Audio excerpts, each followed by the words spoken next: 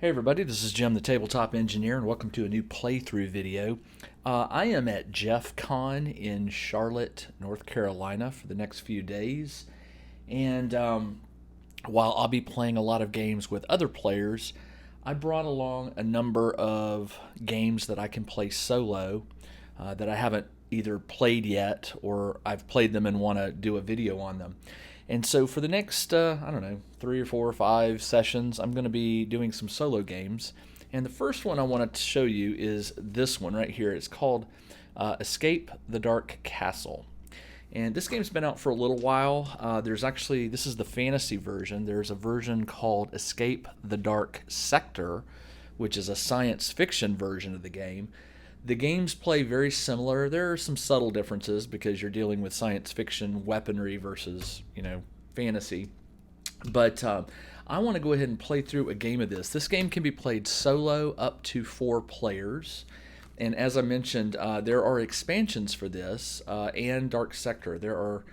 There's the basic game, and then there are 3 expansions for it that add different new rules and new mechanics. But what I'm going to be playing today is basically the core game. And when you play solo, you pick 2 characters.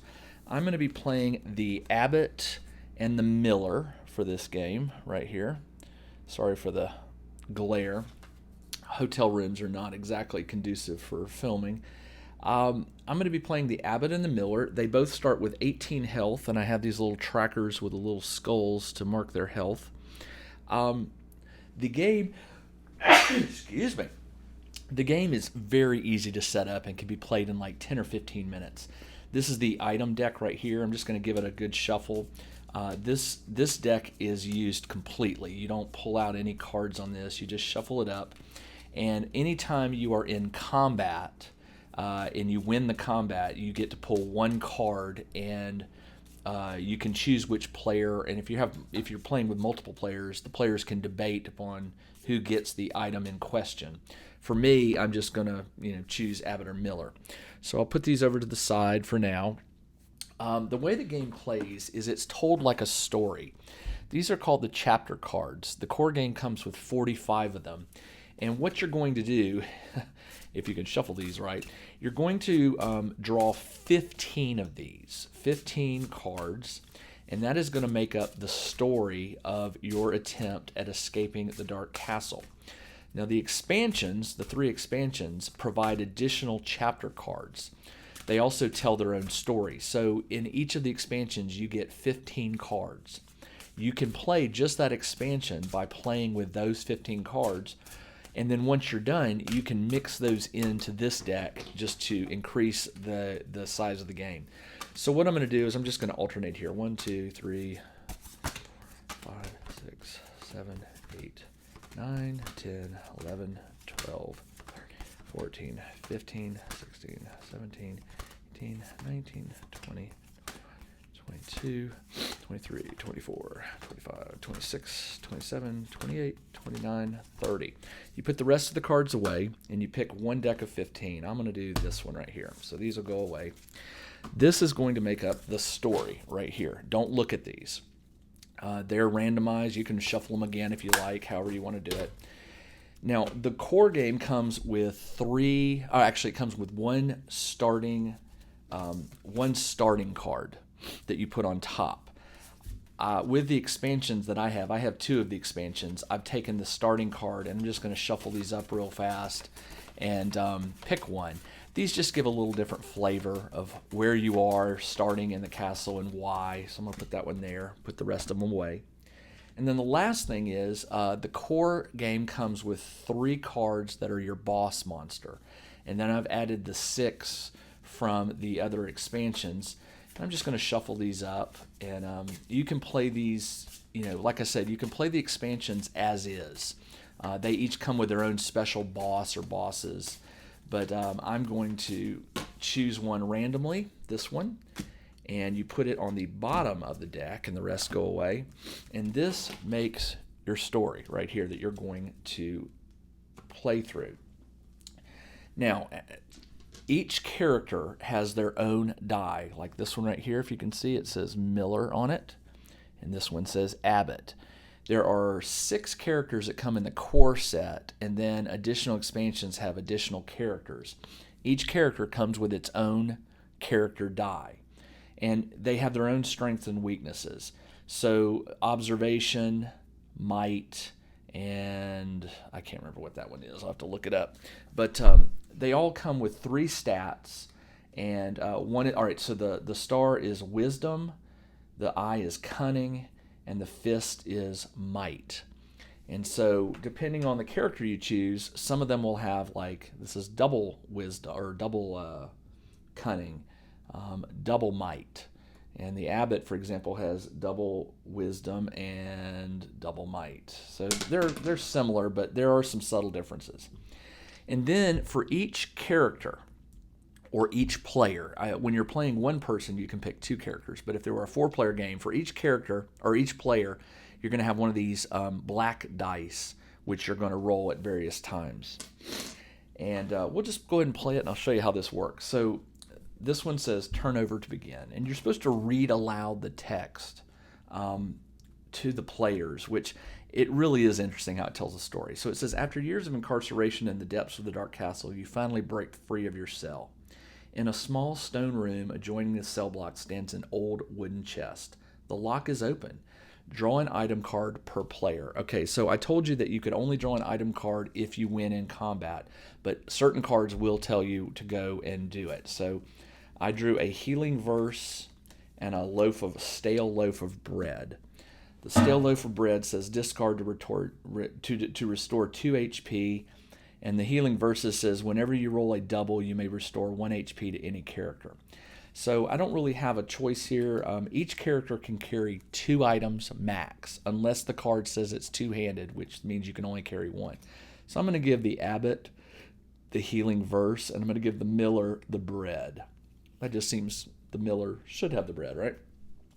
It says, you hear footsteps approaching. You must not linger here. You make for the exit, slipping away and disappearing into the darkness. Turn the first chapter card now. Now, the object of the game is to get through the entire 15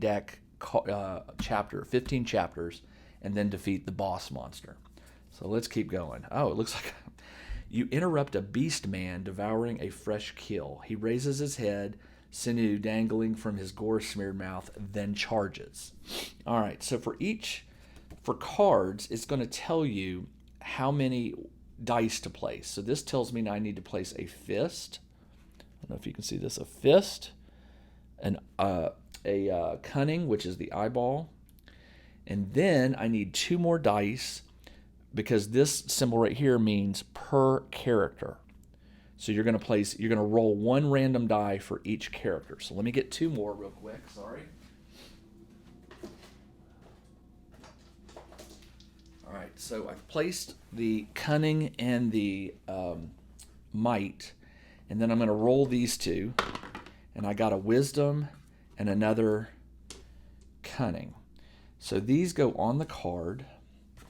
And now what I have to do is I have to initiate combat. And basically the way you do this is you roll the dice and you try to match symbols. If you match a symbol, you can take it away. If you get all the symbols gone, you defeat the monster.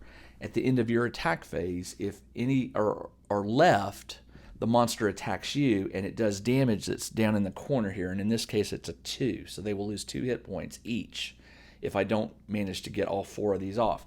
Now you're wondering, how can I roll 2 dice and get 4 off? Well, some of these dice have multiple symbols on them, such as the 2 wisdom right there, or the 2 cunning.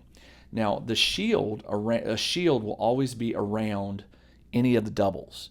And what a shield means is not only do you apply those symbols, but you get to defend against the damage in that combat. So rolling shields is good.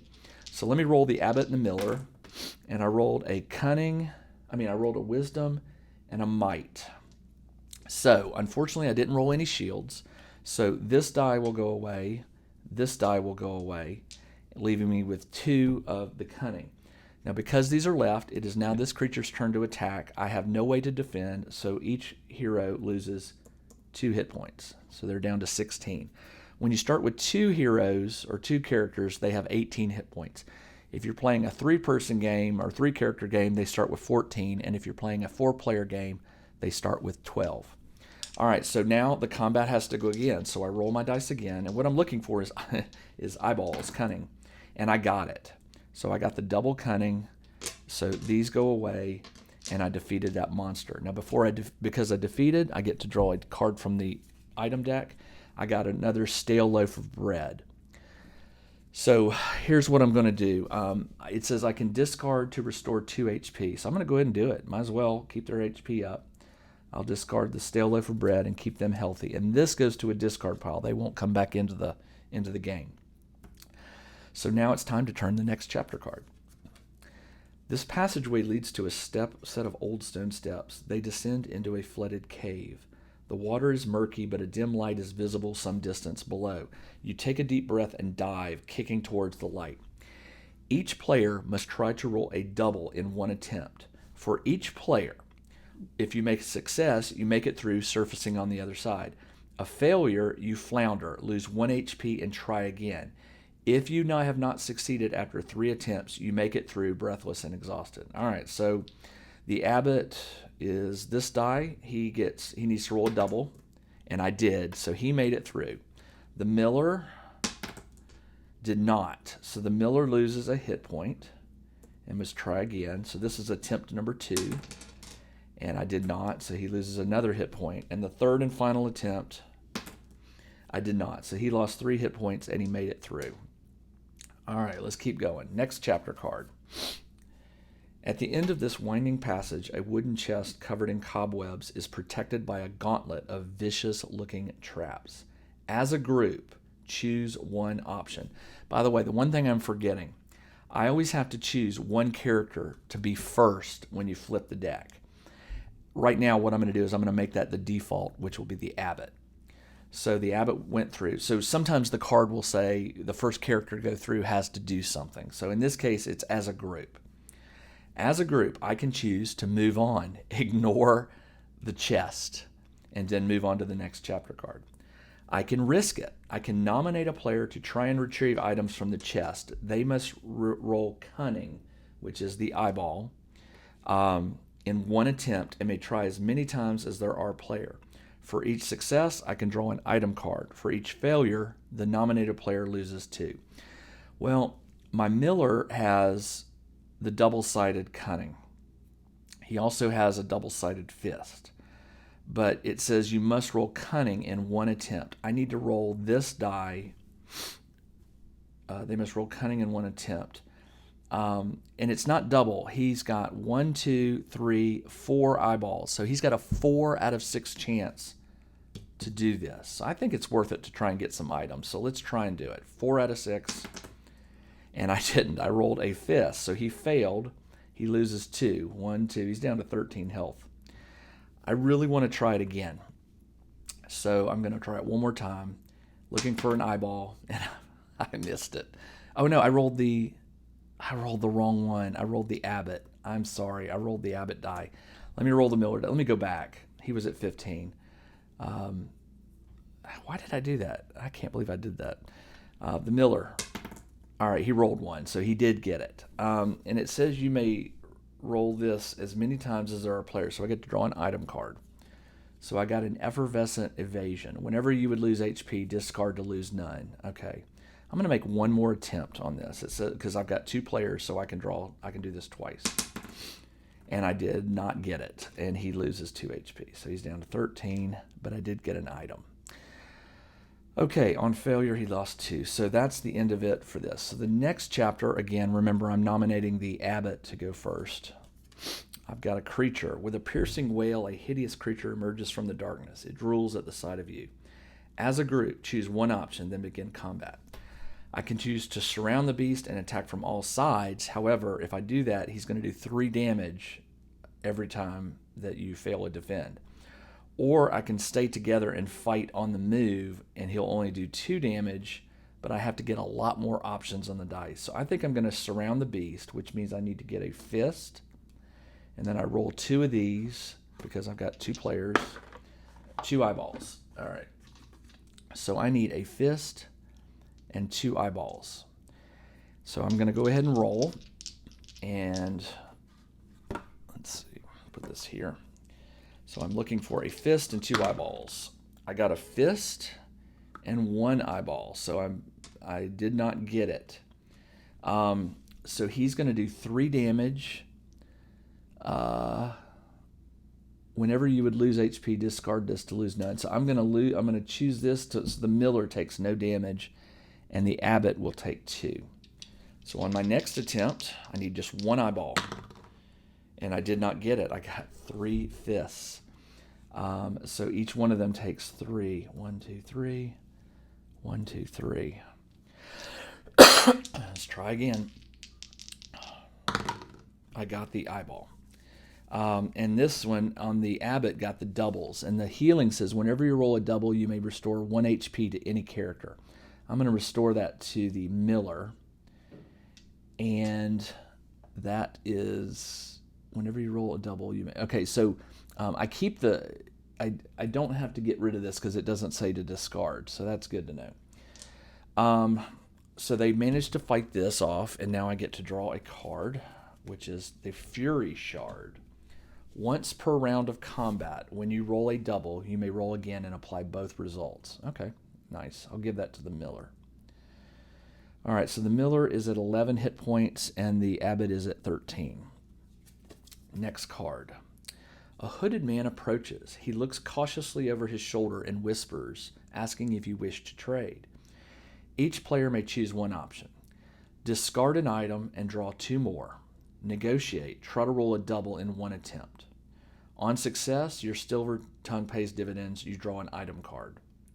On failure, your primitive appeal falls flat. You get nothing. Okay, so trade. I can choose to trade, discard, and draw 2 more, and then try to roll a double. On success, your silver tongue, you draw an item card. Okay, draw 2 more. Negotiate. Each player may negotiate. Try to roll a double. Okay, so I can either trade or negotiate. So, trade. Discard an item and draw 2 more. That's not bad. So I could get rid of 1 and get 2 in its place. I don't like that because I like both of these cards. Once per round of combat, when you roll a double, you may roll again and apply both results. That's a good one. I don't want to trade on these. Try to roll, negotiate. Try to roll a double. I'm going to try to negotiate because then I don't have to give up these cards. So try to roll a double in 1 attempt. All right, so both of them will try to negotiate. I'm looking for doubles, and I didn't get it, so they get nothing. So that card goes away. All right, let's keep going. There is a deafening roar, and the passageway begins to shake. A section of the old wall beside you collapses, and you are buried beneath chunks of heavy stone. You, the Abbot, are incapacitated. To remove the rubble, the other players must roll in unison, keeping track of any might rolls until they have rolled a total might equal to the number of players. After each attempt, you lose an HP until the total is reached. If you have not been rescued after 3 attempts, you draw from the rubble. So he's going to lose up to 3 hit points. I need to roll 2 might. So the Miller die, I need to roll might. I need to roll at least 2 of them. I didn't draw that one, so he loses a hit point. I didn't do it again, so he loses another hit point. I rolled 1 might, which is not enough, so he loses another hit point. So he's down to 10, but then he comes out of the card. All right, not a combat, so I don't get to draw a card. Let's keep going. A monstrous winged creature swoops at you from the darkness. You must try to roll cunning or a double in 1 attempt. That's the Abbot, because it says you. You must try to roll cunning or a double. Success, you react and then begin combat. Failure, you lose 2 HP and then begin combat. All right, let's see what happens. I need a cunning or a double. I got a cunning, so I don't have to worry about that. Now we begin combat. It requires an eyeball, a wisdom, and then I roll these 2 dice to see what I need. I rolled 2 more cunning, so that's a lot. Now the combat special. After a player has taken damage from this creature, they can no longer block it. So once you take damage, a shield's not going to matter. All right, so let's roll and see what they get. I'm going to use once per round of combat. Well, every round if I roll doubles, I can roll again. So, oh, look at that. I got 2 fists and 2 fists. So, even though there aren't any fists, the Miller one, that one goes, but he rolled a block, so he will take no damage this turn. So the Miller gets to roll again, and I rolled a single wisdom. Now, unfortunately, the Abbot gets to defend. He will take no damage, but the Miller, because I didn't roll a shield, is going to take 2 damage. He's down to 9. So let's roll again. And you know what? The healing verse, when you roll doubles, you may restore 1 HP. I'm going to restore 1 to the Miller. They're both at 10 now. All right, so let's roll again. I got a single eye and a double eye, which gets rid of these, which means I defeated that creature, and I get to draw a card. Decayed Blade, one-handed. Once per round of combat, when you roll a wisdom, you may roll again and choose which to apply. Well, the wisdom is the star, which is the Miller has the lowest. Actually, the Abbot has the highest chance of rolling a wisdom, so I'll give it to him, and then he can re-roll the die and apply again. All right, let's keep going. More combat. You wipe dust from the lid of a large tomb, hoping to read its inscription. After you touch the lid, it slides open and a giant knight rises, bellowing that you should not have disturbed him. As a group, choose one option. Flee. As you run, you are hacked and lose 3 HP. Or I can fight. The combat special. All players may fight as normal, but you, the Abbot, are the only player the giant attacks, and you may not rest. I forgot to explain rest.